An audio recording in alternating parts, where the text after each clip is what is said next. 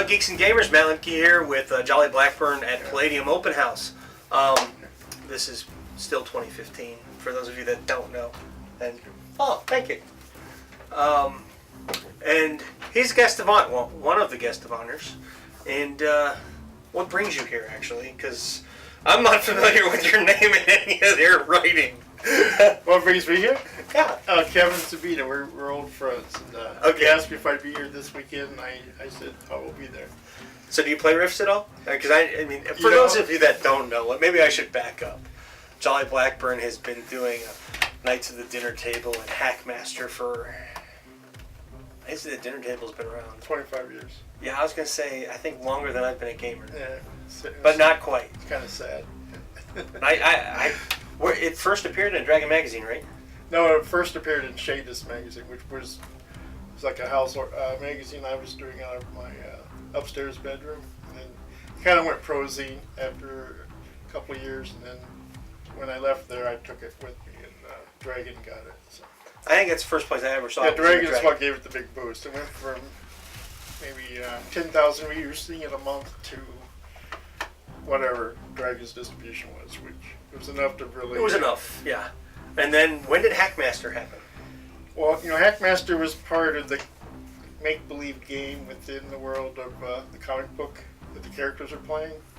And then after 5-6 years of the comic book, people were asking to play the game that the characters are playing. So that's how Hackmaster came about. That's great, actually. That's really great. I mean, I haven't played Hackmaster yet, and I actually haven't read the comic book probably since I saw it in Dragon Magazine, because I'm an evil man. There's just so much you can do with 3 kids. So now back to the story of you and Kevin. How'd you guys meet?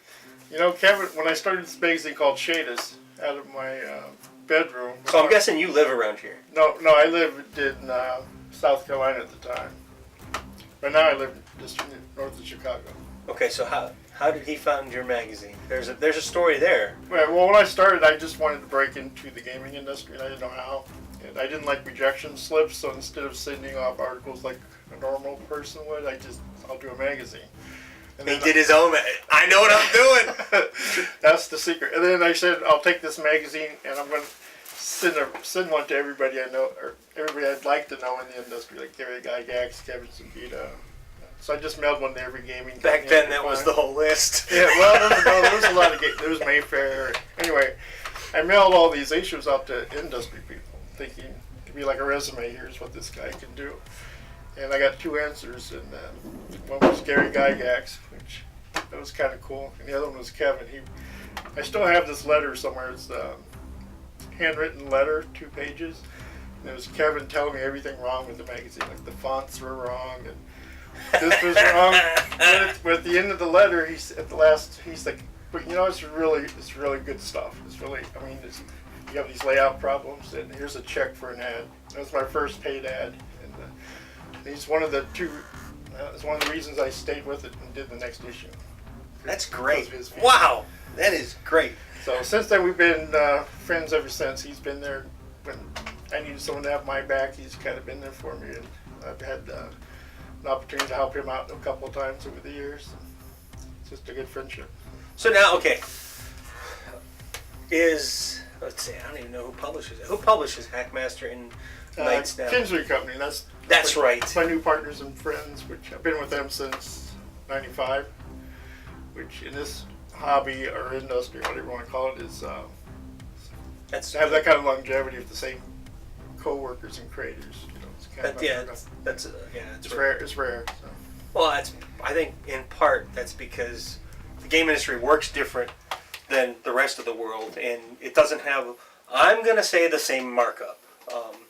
It's so, like, for example, blue jeans. You see them on sale for $10, they're still making 100%. Right. That does not happen when you go from manufacturer to distributor to retailer in the gaming industry. And I know this firsthand because I owned my own game store for a while.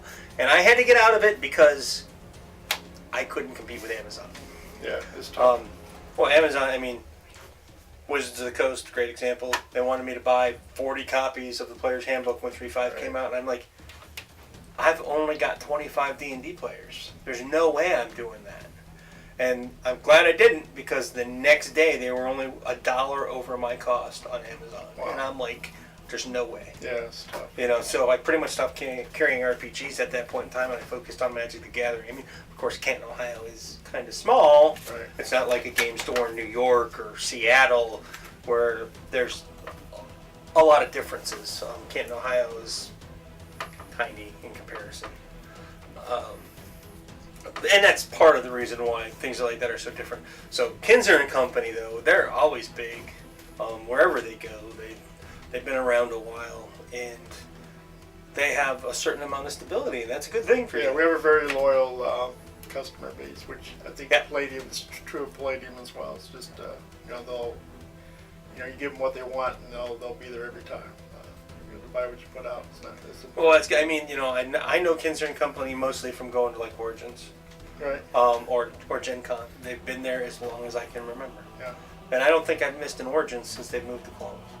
Yeah, I don't think I've missed one or two over the years just because of family matters or whatever. But we try to be there every year to both sides.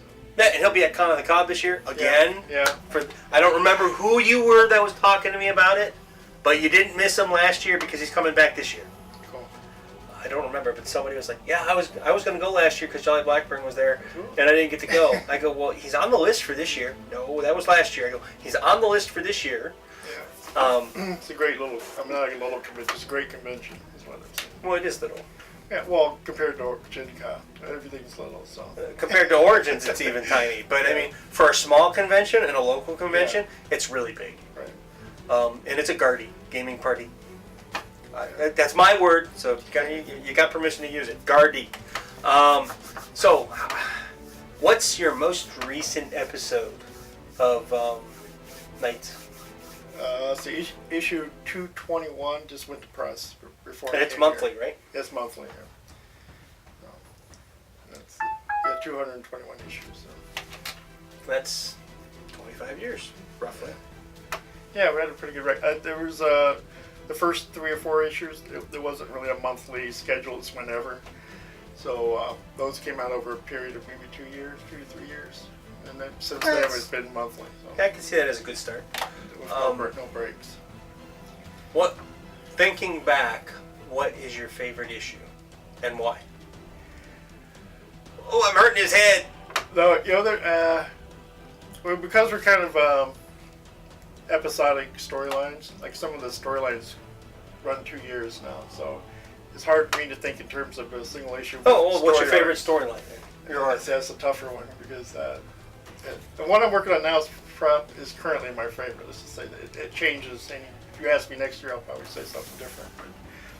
But, I think that's good. That's right like now maturity. It's the current storyline because there's so much going on. It's drawing from plot elements from 10, 20 years ago.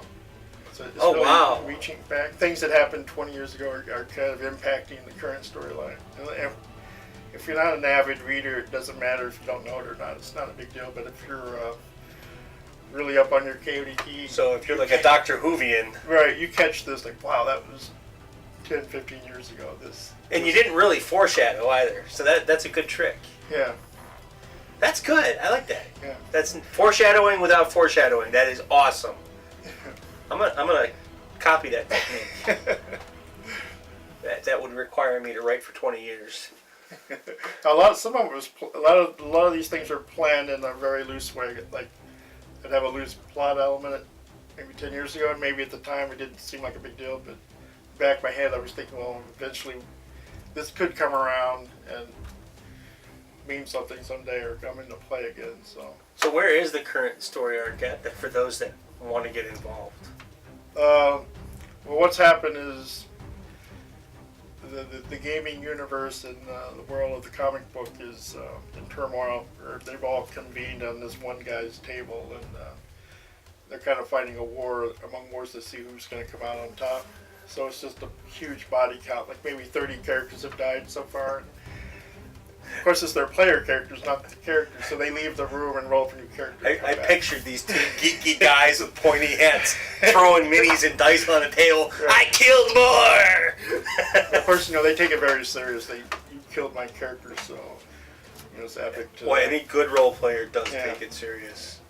And the people that published the game have gotten involved. They've driven down from Wisconsin to join in on this battle uninvited, so it's kind of chaos. So. If that happened in the real world, there would be hell to be.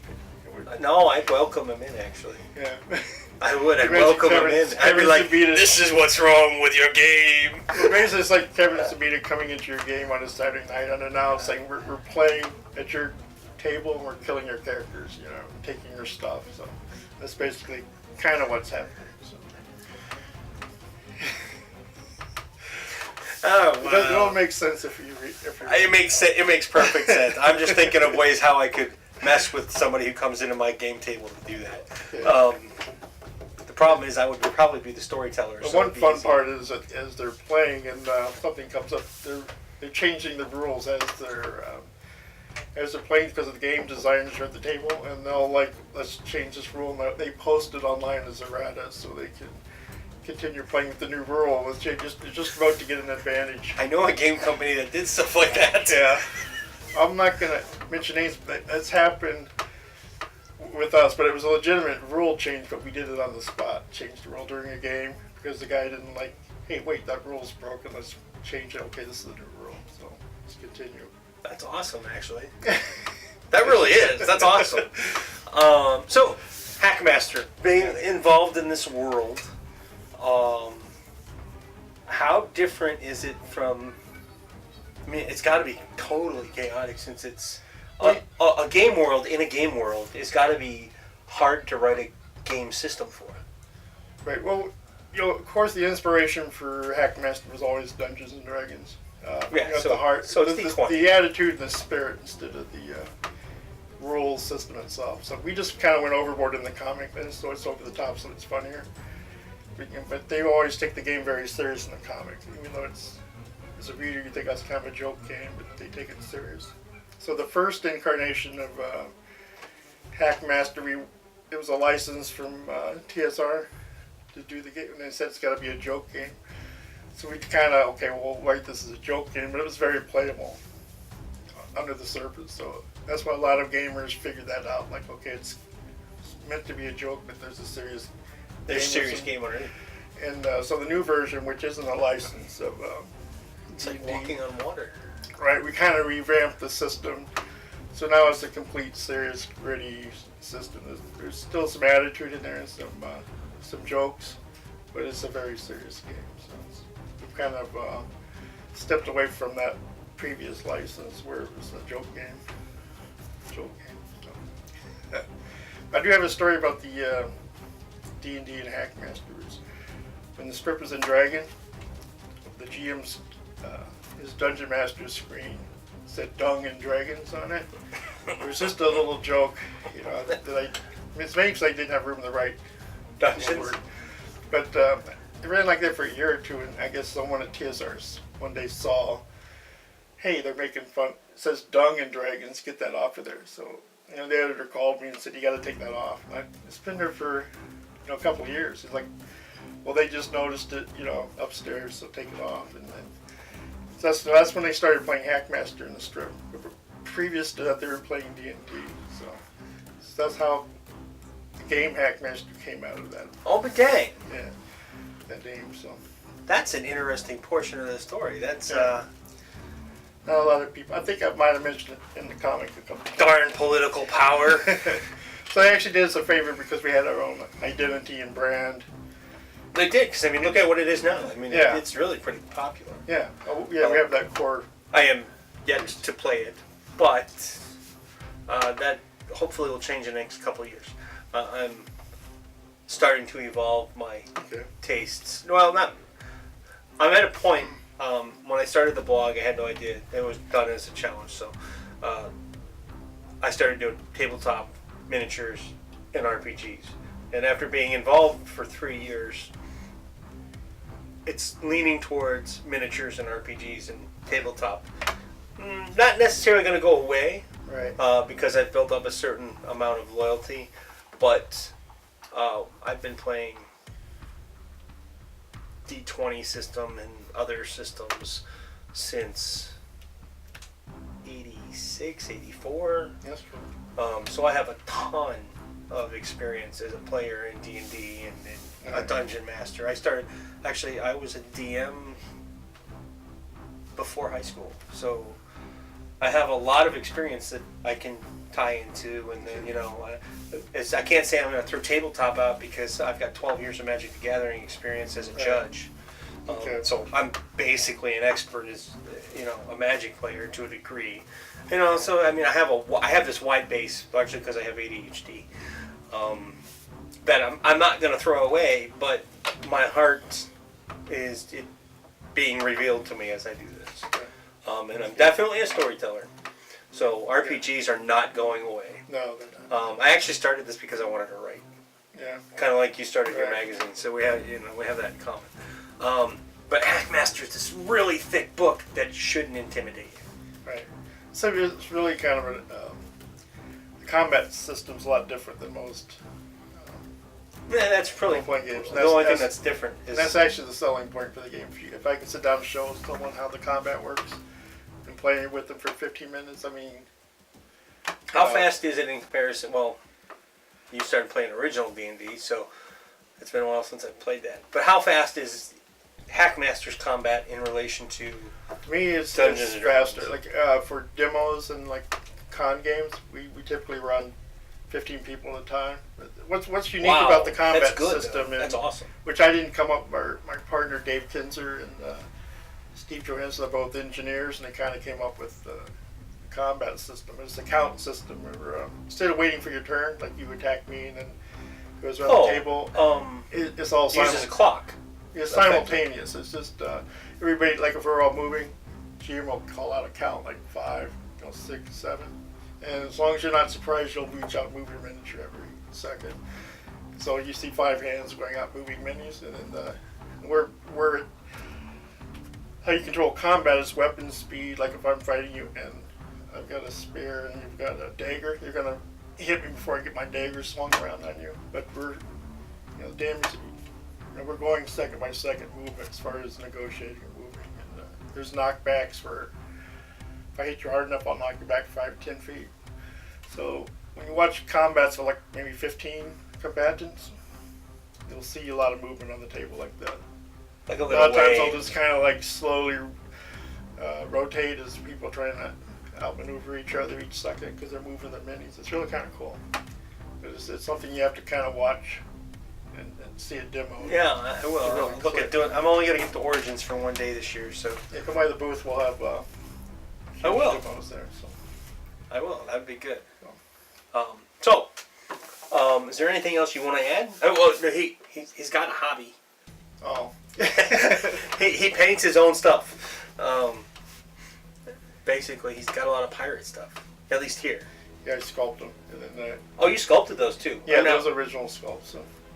What are they made with? I thought because they look like resin. Made out of well, the original is made out of Sculpey, so polymer clay, and then you bake it, and then I make a mold, and my wife cast them. Okay, so those were cast, and you got the originals at home. Painted, so. Very nice, and it looks good. He was talking to somebody earlier about how to do all the painting, and definitely easy enough stuff to do. I've got a lot of her starts molds at home. We like the same kind of thing. Yeah, my wife likes her starts a lot. She's made a church and some others, the bridge. She's got a lot of time in the bridge. Fun. The bridge is tough. Yeah. It doesn't look it. You wouldn't think the bridge is tough, but I bet she put 55 hours in the bridge. Wow. I'm like, I've got one of the bridges, but someone made it for me and gave it to me.